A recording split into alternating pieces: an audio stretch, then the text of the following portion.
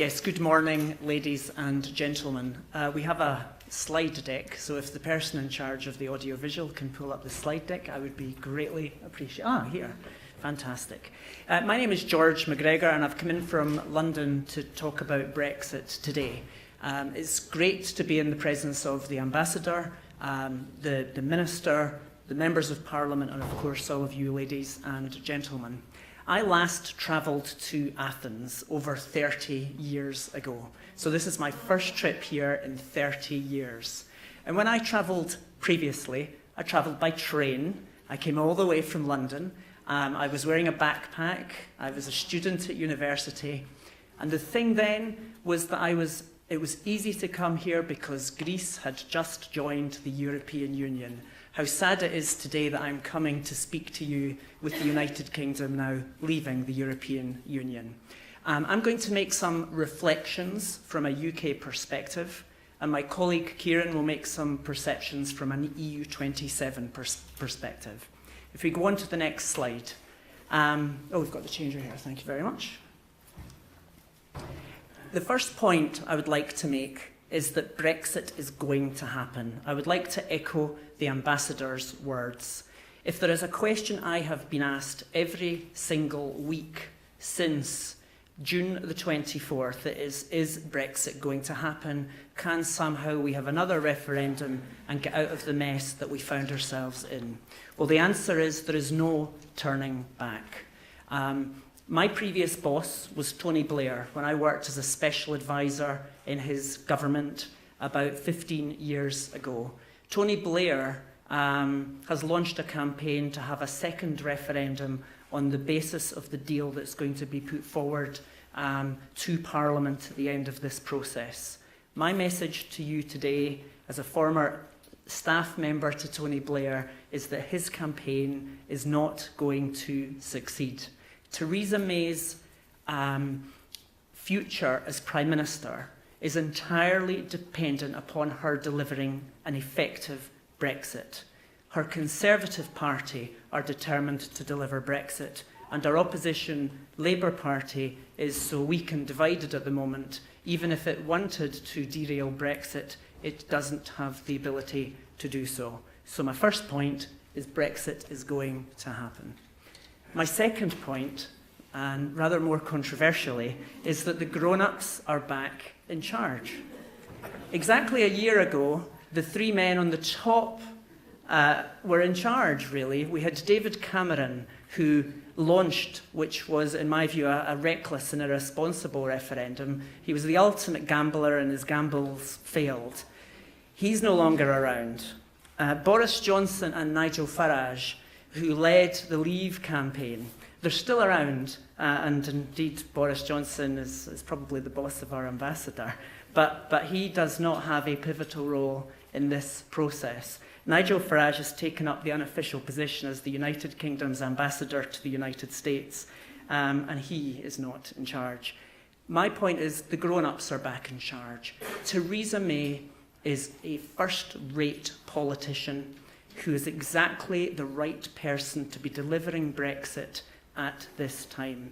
And aided by David Davies and Liam Fox, these are serious politicians who are utterly pragmatic and want to do the best deal in the interests of the United Kingdom and in the interests of Europe. Theresa May, however, has an audience to pander to, her Conservative Party.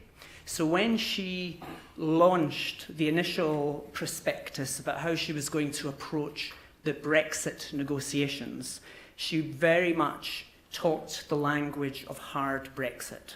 She put immigration as her #1 priority.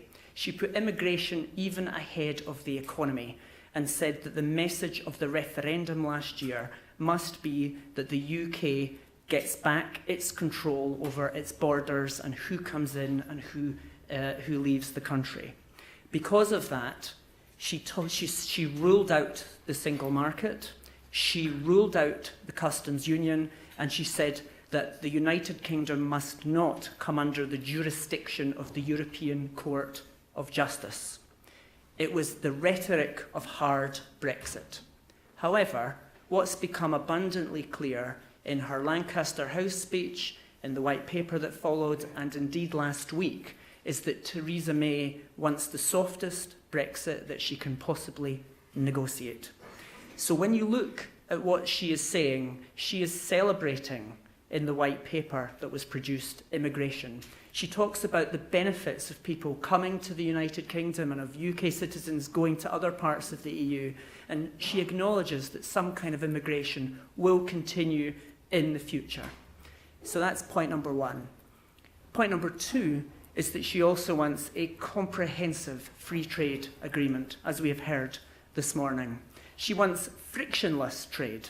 She wants the lowest possible tariffs. But as I said, she's pragmatic enough to understand that we will not have what we had before, because the EU 27, and we've heard it here, will say that the UK must not get a better deal. She acknowledges that, and that was in her letter last week.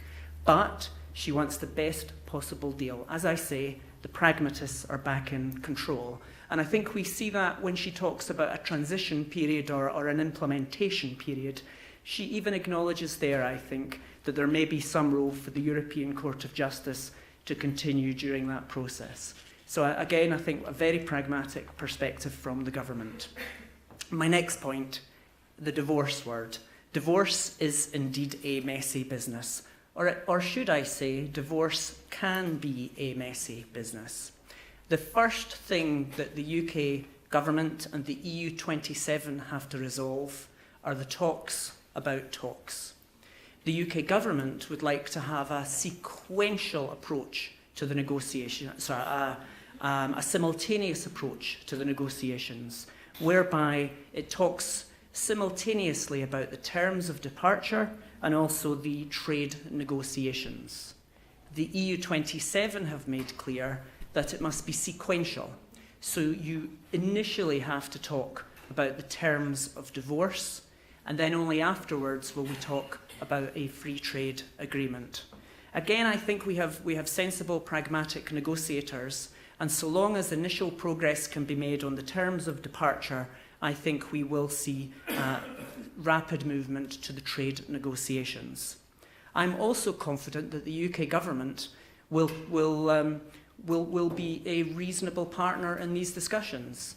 The UK has a long track record of living up to its obligations.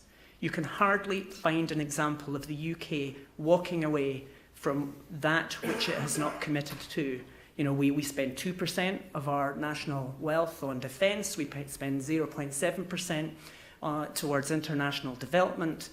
We've got obligations in the future, and I'm absolutely sure Theresa May is not going to walk away from those. And I also think that she'll reach into her handbag and she'll take out her purse and she will make sure that, you know, if we have to pay a suitable amount of money, I'm sure she will agree some kind of reasonable deal. We've also heard about UK citizens in Europe and about European Union citizens in the UK. I also think that will be a very early point at which the two parties will come together. The issues which are slightly more controversial are issues relating to Gibraltar, and we've seen recent press coverage relating to Gibraltar over the last few years, and indeed Northern Ireland. And I think those issues I think there's a willingness on the part of both parties to agree. However, agreement will still need to be required. In terms of the trade negotiation itself, as I've said, Theresa May is pragmatic. She wants the best deal possible. I've listened really intently this morning to our colleagues from the government, from the opposition, from the ministry. The links between the UK and Greece are enormous, but so are the links between the UK and the Netherlands, and the UK and Germany, and the UK and Spain, and the UK and France. We would have to be crazy people not in a trade negotiation environment, not to reach a deal which is mutually beneficial to everybody. The mantra from our Prime Minister, she's come up with the mantra, no deal is better than a bad deal. And sometimes when you're involved in politics, your slogan becomes your policy. On this occasion, I don't think that is going to happen. Theresa May is wise enough, as is Michel Barnier in the EU and Juncker, to realise that no deal would just be bad for all parties. Of course, we have to face the prospect of no deal, of World Trade Organization tariffs being introduced in order to clarify minds, but I just do not see that as a runner. I want to spend a couple of minutes to talk about migration. I've already mentioned it, but it really was the #1 issue in the UK during the referendum campaign last year. 52% of people who voted for leave, when they were tested by the pollsters afterwards, indicated that immigration was the key issue. So I think there will have to be ultimately some change in the relationship. But what does that mean for tourism, particularly relevant within Greece? When I travelled last week to the United States, I was in Washington, D.C.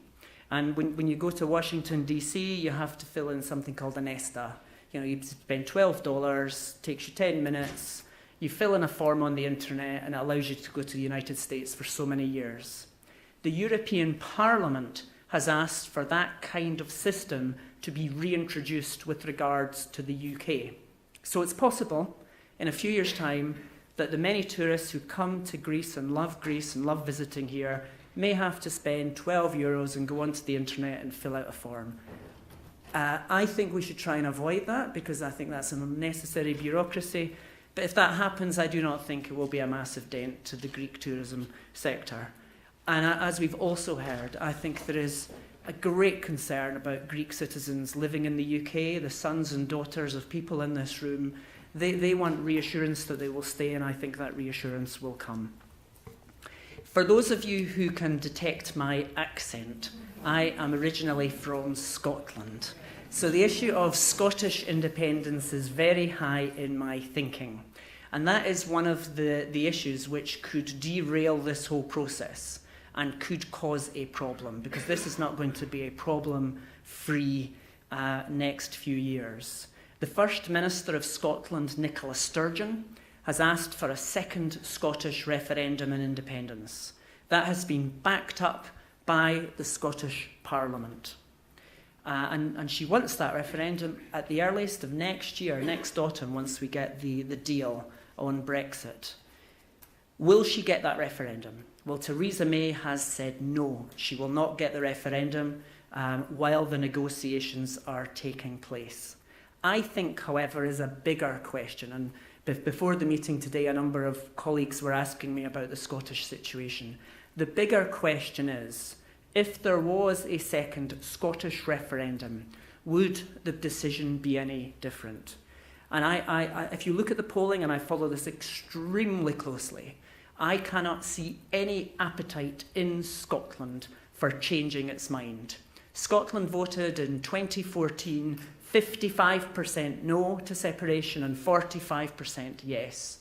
It was a decisive majority with a turnout of 80%. And in fact, the city that I lived in before, in Edinburgh, the turnout was 90%. Unprecedented turnout, unprecedented engagement, and I cannot discern any change in opinion. So, even if Nicola Sturgeon is allowed to have her second Scottish independence, I think we'll still be having the ambassador here from the United Kingdom with one country rather than two. And this is my final thought. This was the headline in our biggest selling daily newspaper yesterday, the Sun newspaper. Up yours, seniors. Now this is a play on an old Sun front page, which was Up yours, Delors, which was of a former European Commission president. This is highly inflammatory, verging on the racist, but that's what Theresa May has to deal with. So the negotiations are not going to be straightforward for the ultimate pragmatist Theresa May. She will be operating in a highly toxic environment. And my last point, before I hand over to Kieran to give you the Brussels perspective, isn't it funny when you look at this slide? At the bottom, it says, stuff you Spanish. And on the top right-hand corner, they're giving out free £15 holidays to Spain.